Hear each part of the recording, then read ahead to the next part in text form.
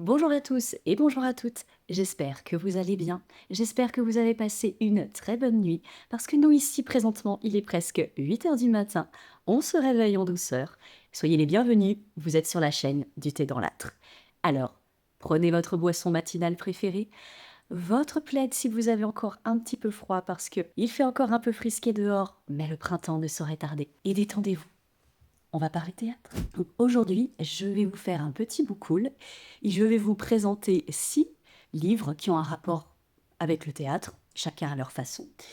Il va y avoir des pièces de théâtre, il va y avoir des romans, il va y avoir des essais. Et on commence sans plus tarder avec le premier de la liste. Alors, le tout premier de la pile que j'aimerais vous présenter fait partie d'un lot de 3 pièces que j'ai acheté d'occasion chez la librairie théâtrale. Il s'agit, pour le tout premier, de théâtre, donc du recueil de théâtre de Robert Musil. Je vous laisse admirer la couverture.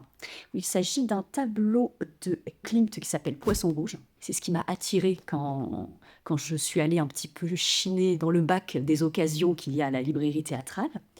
Parce que je ne connais pas l'auteur. Je ne sais pas du tout qui c'est et j'ai fait des petites recherches pour cette vidéo justement. Et ça me donne encore plus envie de le lire, vous allez voir. Il s'agit donc d'un recueil des pièces de théâtre de Robert Musil aux éditions Seuil.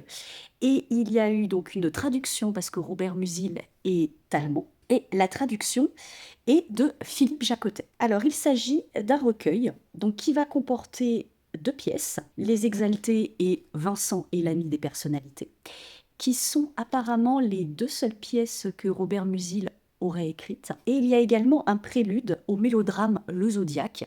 Alors, peut-être une 3e pièce de Robert Musil, je ne sais pas. Peut-être une de ses pièces inachevées.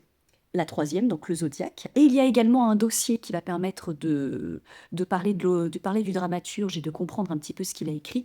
Et alors, je vous avoue que j'aime beaucoup les pièces où il y a un dossier, surtout quand le dramaturge est totalement inconnu pour moi. Ça va m'aider à appréhender son écriture, le contexte dans lequel les pièces sont ancrées.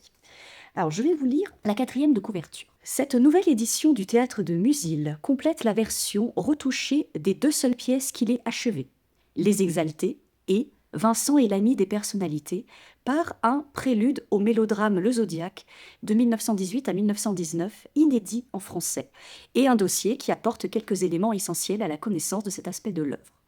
Le dossier en question, ce sont de longues lettres à des hommes de théâtre et un article de 1929 où Musil proteste contre le massacre de la création des Exaltés, l'une de ces 2 pièces. Rien de ce qu'a écrit Musil n'est insignifiant, et le familier de son œuvre sait que l'ensemble de ces pages si diverses constitue un immense réseau de correspondances, d'échos, de variations et de retouches dans lequel s'insèrent même des tentatives jugées secondaires par l'auteur, comme ici la farce de Vincent, ou ce prélude pour un mélodrame resté mystérieux. Le texte majeur de ce volume reste Les Exaltés, ce drame dans lequel Musil lui-même a toujours vu une étape essentielle de son travail. Car un peu comme dans cet échange de Claudel, que Musil avait admiré, on a le sentiment dans ce drame pathétique et musical que les personnages principaux jouent un quatuor de pensée-passion, auquel il faut, pour les faire entendre, des instrumentistes exceptionnels. Donc, traduit de l'allemand et présenté par Philippe Jacotet. Eh bien, écoutez, déjà, ça nous met un petit peu le contexte. On va être, du coup, juste après la Première Guerre mondiale. Donc, je me demande si le drame en question des Exaltés va se passer à cette époque. En tout cas, ça me donne encore plus envie de le lire.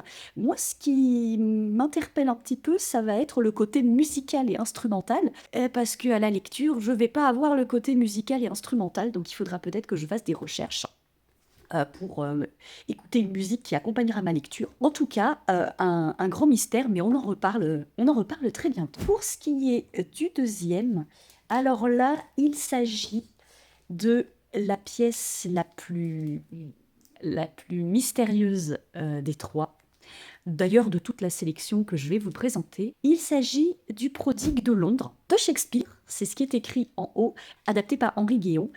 Et alors là, comme vous le voyez, alors je ne sais pas d'ailleurs si vous le voyez bien peut-être avec la lumière, la pièce est encore sous son plastique, je n'ai pas osé l'enlever, vous voyez, il y a même un petit numéro là de série et il n'y a pas de quatrième de couverture.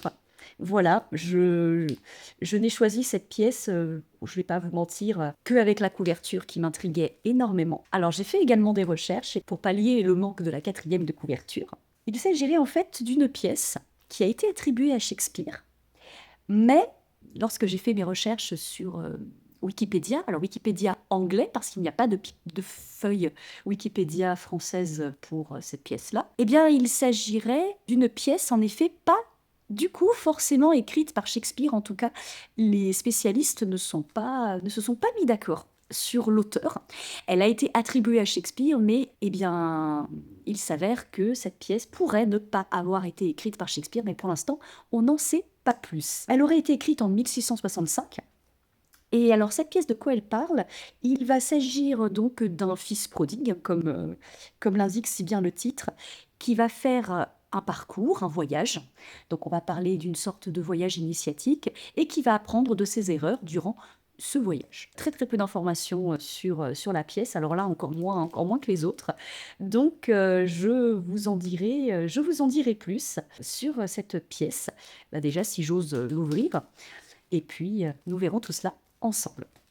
Et enfin, pour la troisième pièce, il s'agit d'une pièce assez conséquente de Jean Vauthier, qui s'appelle Le sang, fête théâtrale, aux éditions Gallimard. De la même façon que pour Robert Musil, c'est le titre qui m'a parlé quand j'ai choisi la pièce dans la sélection qu'il y avait à la librairie théâtrale. Dès le sang, ça me parlait, voilà. Je me suis dit, ce sera un drame, il va y avoir des meurtres, il va y avoir des tensions et fête théâtrale, ouais, c'est un peu l'opposition de ces deux mots, le sang et fête. Moi, j'avais dans ma tête tout de suite des images de festivités sacrificielles, avec du sang partout. Bon, voilà, j'avais ça en tête quand j'ai vu la pièce. Et alors, il s'agirait donc d'une pièce de 1970. Voilà, en tout cas, la date de la première représentation, c'est ce qui est écrit au tout début, pour la première fois donc au théâtre du 8e à Lyon, le 13 janvier 1970. Alors, comme vous pouvez le voir, il y a pas mal de personnages, n'est-ce pas? La mise en scène était de Marcel Maréchal Bernard, ballet, avec la collaboration de l'auteur. On a également la personne qui a fait les décors, et ça se sépare en séquences.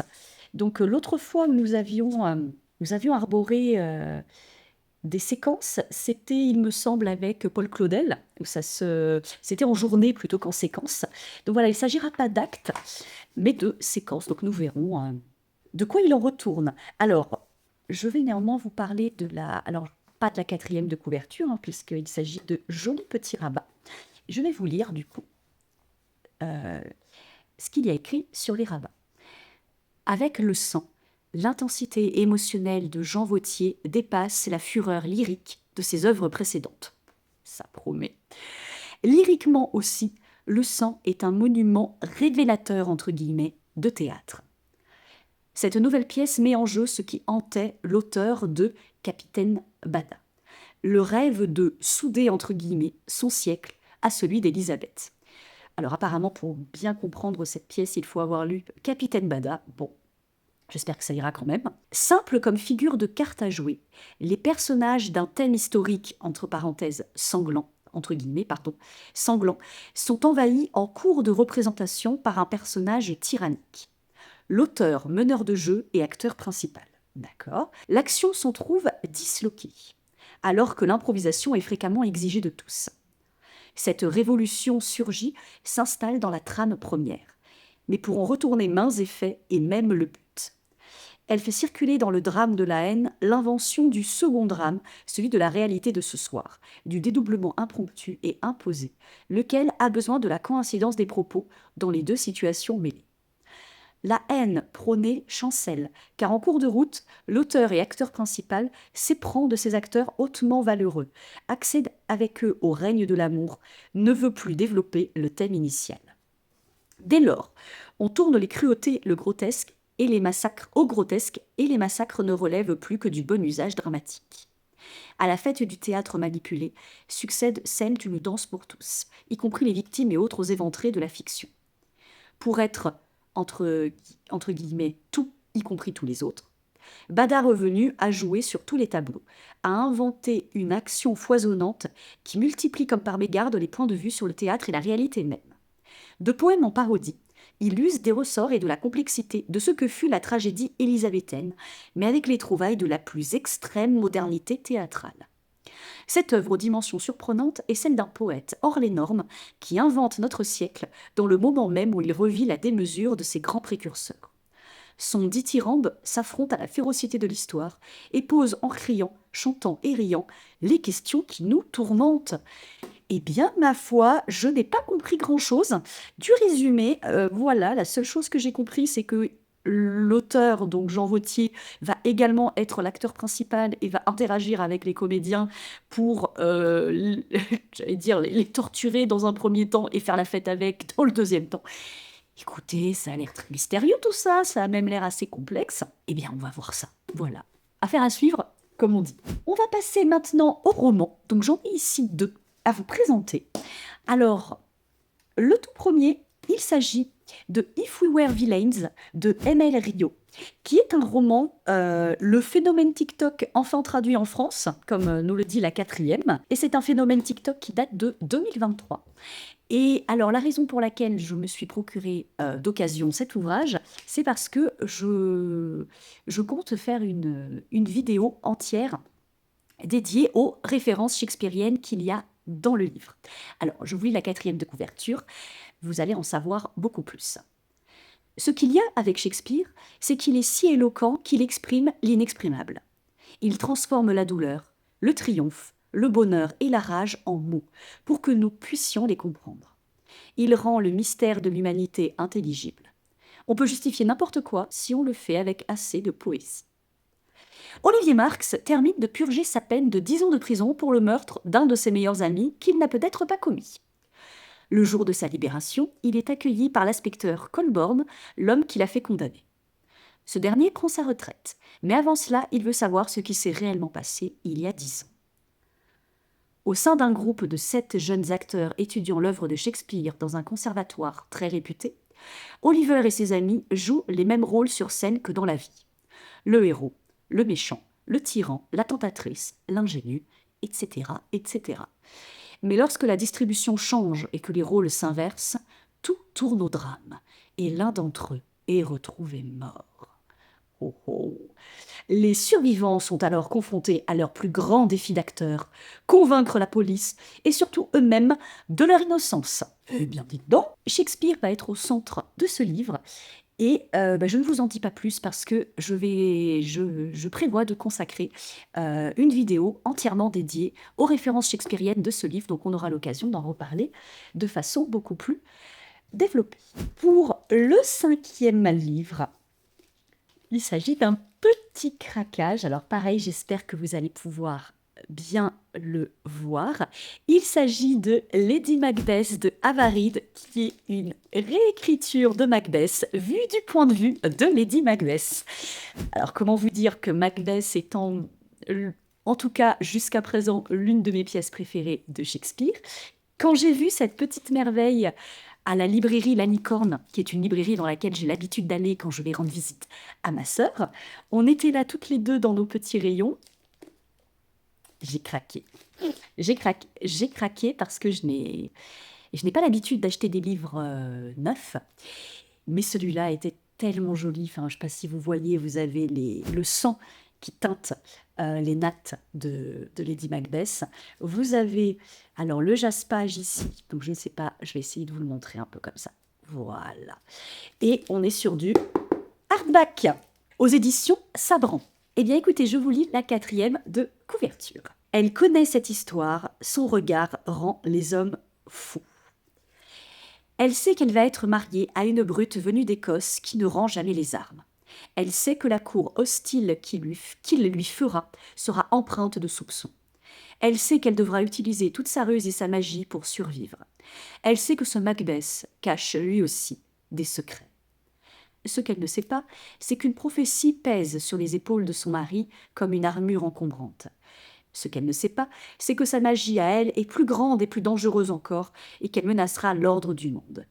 Elle ne le sait pas encore, mais cela viendra. traduit de l'anglais par Pierre-Paul Durastanti. Lady Macbeth ne réécrit pas l'histoire de Shakespeare, mais l'ouvre en deux pour en révéler tous les secrets. Je n'ai pas pu détourner le regard de Alix E. Harrow, l'autrice des 10 000 portes de January. Lady Macbeth est un roman sculpté au scalpel et révélant à la perfection les parts les plus sombres des relations humaines, ainsi que l'émotion cathartique la plus brillante. Une réécriture triomphale, nous dit Shelley Parker Chan, l'autrice de Celle qui devint le soleil. Écrit avec finesse et débordant d'imagination, Lady Macbeth est une hallucination fiévreuse aux dents acérées. C'est ce que nous dit Anna Whitten, autrice de The Foxglove King. Bon, eh bien écoutez, alors je vais pas vous mentir, quand j'ai lu la 4e, j'ai eu un petit doute. Le personnage principal est Lady Macbeth, mais le fait qu'on nous dise que voilà, elle aura un pouvoir bien plus grand que son mari, qu'elle sera tout plus que son mari, etc., c'est pas le souvenir que j'en avais de la pièce, puisque pour moi, dans la pièce, certes, Lady Macbeth était plus ambitieuse que son mari, c'est elle qui lui a donné l'impulsion pour aller tuer le roi, mais pour moi, au niveau cruauté, au niveau manipulation, alors, elle avait peut-être un cran au-dessus, mais en tout cas, il ne s'agissait pas de magie. La seule magie qu'on pouvait voir dans Macbeth, c'était la prophétie des sorcières. Alors j'avoue que ça m'attire un petit peu, on va nous parler de magie. Donc je vous avoue, j'ai très hâte de lire ce livre, à mon avis il sera lu au mois de mars, je pourrai vous en dire plus à ce moment-là. Alors, je vous ai refilmé le livre un peu plus près pour que vous puissiez voir. Regardez-moi cette petite beauté. Oh là là. Mais en fait, ce que je me suis aperçue quand j'ai enlevé le plastique, c'est que ça, c'est pas la couverture, c'est une jaquette. La vraie couverture, c'est ça. Oh, que c'est beau. Ah non, mais c'est magnifique, hein. La beauté. Et là, voilà, là, vous voyez un peu mieux le jaspage. Hop, je vous le... Voilà, avec l'épée, la natte et tout. Oh là là. Et alors, la surprise, je voulais vous montrer ça aussi. Mais regardez-moi cette beauté. Mais c'est magnifique. Mais ça, c'était la surprise parce qu'on s'y attendait pas à ça. Ah non, mais il est beaucoup trop beau. Voilà. Il est beaucoup trop beau. Et je me demande même si je préfère pas cette couverture-là à celle-là. Ah, mais allez, quand même, hein. Moi, je ne sais pas, vous en pensez quoi? Les deux sont magnifiques, hein. Et enfin, on termine ce book haul par le seul essai donc, de la sélection qui est un cadeau qui m'a été offert par un ami comédien, lui aussi. Il s'agit de Dans le cerveau des comédiens, rencontre avec des acteurs et des scientifiques de Anouk Grimberg. Alors, j'ai vu ce livre pour la première fois chez un de mes amis. Il m'a dit que c'était vraiment très très très intéressant et que donc cette femme, Anouk Grimberg, va décortiquer un peu le cerveau des comédiens pour essayer de comprendre la façon qu'ils ont de jouer, la façon dont ils vont s'approprier des personnages, des psychologies, et elle va du coup être secondée par des scientifiques. Alors, je vous lis la 4e de couverture. Je joue depuis 40 ans. Je me suis appelée de beaucoup de surnoms. Je me suis retrouvée dans la peau d'une mystique, d'une tortue, d'une vieille femme, d'amoureuse, d'un tyran. Pendant toutes les années où j'ai joué et regardé les autres faire, je ne pouvais pas m'empêcher de me demander ce qu'on faisait vivre à nos cerveaux. C'étaient des partenaires fantastiques pour s'échapper de nous-mêmes, mais je me demandais ce qu'ils vivaient quand ils sautaient comme des pop-corn dans la vie des autres. Alors, j'ai questionné des comédiens pour savoir ce qui se passe dans leur tête et leur corps quand ils jouent. Et je suis allée à la rencontre de scientifiques pour leur demander de m'aider à comprendre ce qui se passe dans nos cerveaux quand on devient un autre. Au palais de la science, j'ai poussé mon caddie. J'ai compris qu'il était impossible de comprendre ce qui se passe dans un cerveau qui joue sans comprendre comment fonctionne le cerveau à l'état normal. Rien n'est comme on croit dans la vie. Le cerveau est si cocasse. J'ai compris tant de nos bizarreries humaines que j'ai eu envie de partager ce trésor qui finalement nous rassemble. Anouk Grimberg est actrice de théâtre et de cinéma. Elle a commencé à jouer enfant sans être passée par aucune école. Elle a reçu de nombreuses distinctions pour ses interprétations. Parallèlement à sa carrière d'actrice, elle peint et expose régulièrement. Elle a publié un recueil de lettres de Rosa Luxembourg et une anthologie de textes bruts. On est aux éditions Poche de Odile Jacob. Eh bien, Je pense que la quatrième de couverture est assez explicite. C'est une comédienne donc qui a fait ses preuves et qui joue depuis enfant, qui va nous parler de ce qui se passe dans nos cerveaux. Donc, en tant que comédienne, ça m'intéresse beaucoup. Je suis vraiment très enthousiaste à l'idée de découvrir cet ouvrage. Peut-être que je vais y trouver également des pistes, des pistes de réflexion pour incarner des personnages. Ben voilà, ça m'intéresse vraiment. Donc, je pense que celui-là ne va pas traîner longtemps dans ma pile à lire. Et voilà qui conclut donc les 6 ouvrages que je voulais vous présenter ce matin. Je vais également en profiter pour vous présenter mes lectures du moment. Alors, pour ce qui est du roman, je suis en train de lire en ce moment La librairie de Téhéran de Marjane Kamali. C'est un livre qui m'a été offert par mon compagnon donc à Noël. J'avais très envie de lire ce livre, ça faisait un petit moment maintenant. Là, vous voyez, j'en suis au tout début. C'est vraiment très intéressant. Je vous en parlerai, quand je l'aurai fini. C'est aux éditions Hauteville. Pour le résumer très brièvement, il s'agit donc de Roya, qui vit dans le Téhéran de 1953, dans ce Téhéran qui est un peu divisé par des manifestations pro-Shah d'Iran, des manifestations pro-Premier ministre et des manifestations pro-communistes.